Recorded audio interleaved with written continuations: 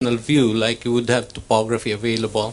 So it looks closer to your surroundings because, Tina, if we remember the earlier discussions in the previous segment, the value of the map is both for planning for what may happen and also when something is happening to orient yourself to where the action is taking place. So are we correct in assuming that, for example, the data that Mahar and the others have been gathering will now be entered into... We are looking at integrating the data, whatever data is available actually on the map. Like for instance, in Metro Manila, when I was doing this article on what really happened, what actually happened, I was informed by engineers that that there are areas, for instance, like they become flood prone because they actually used to be esteros. So one of the things that can be plotted in the map, for instance, is like where are these esteros? Where are these tributaries that have been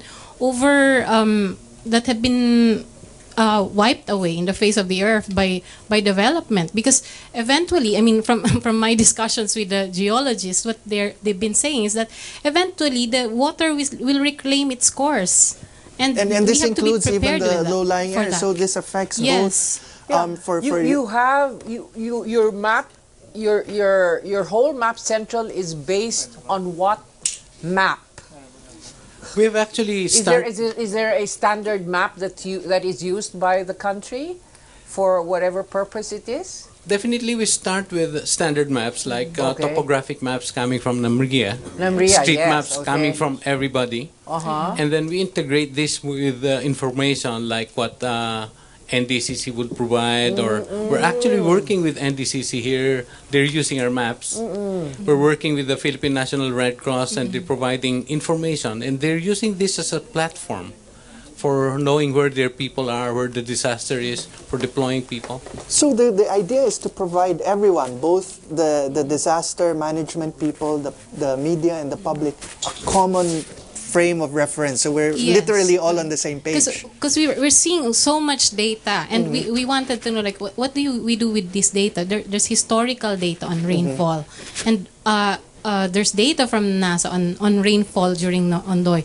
We were talking about this. Let's plot this, and these are possible information that planners can use. Yeah, but this does not have an input from Pag-asa.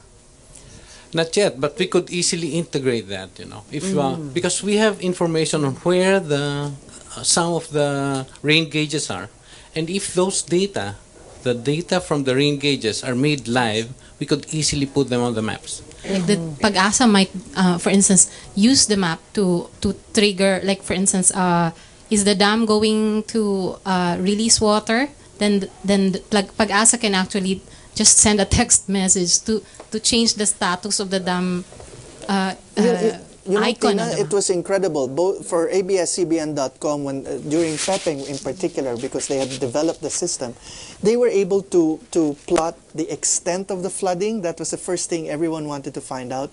Then they were able to plot where the landslides were, and everyone was immediately able to tell what roads to avoid and which we had a lot of help from the online community on this matter. So you're using this Map Central? Yeah. Already? Pag-asa is doing this with NAMRIA.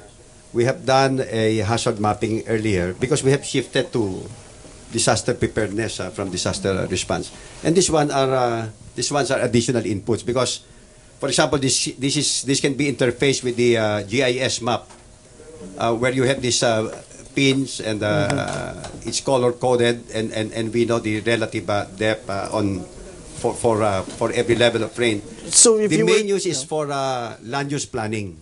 That's because, you know, all the city governments were required to submit there's a law, their land use plan. In other words, you should not let people live in areas where they will be on harm's way, for example. This will be the guide. Tina, if you were to visualize this map, for example, if I'm moving my mouse around, I don't know if you can see it. Yeah, imagine a pin would be there, and that pin would represent dito malalim ang baha pag umuulan, which means that will not be your refugee center, right? That's a hazard map, is it not?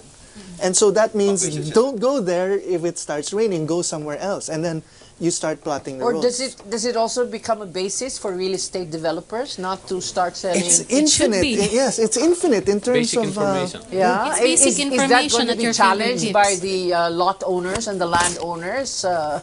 This could cause some kind of a debate, especially if you, based on the collaborative efforts from all sectors that will contribute to this map central, and then you decide to put a blue stick there to say that this is going to be a flooded area. Poor developer. But it's a fact. And Yes. it's a fact that precisely the government regulations say has to be taken into account. But this- that the emergency people say has to be taken into account. Remember that issue on the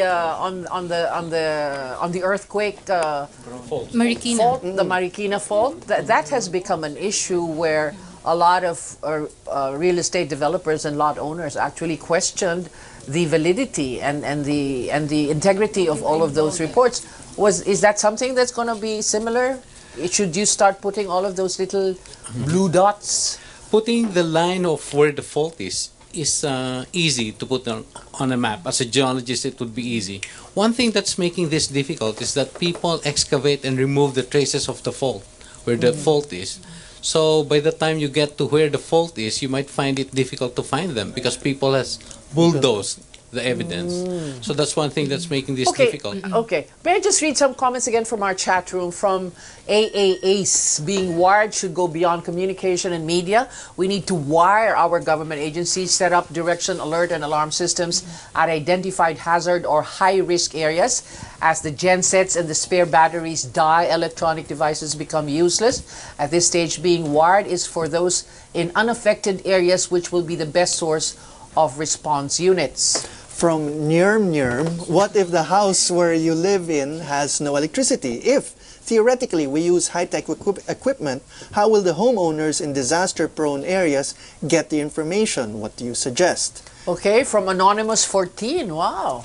How accurate are the equipment and materials that they'll be using for possible disaster alerts, like Pagaso's current weather equipment? Is the relief effort jam-packed and ready even if before a disaster hits the country? Kasi I noticed lamang na fundraising and donation drives just exist only in time or days after the disaster hits us. Yung ready to help 24/7 in case of emergency na isang tawag lang ng relief goods, andyan na at ibibigay na lang sa mga evacuees.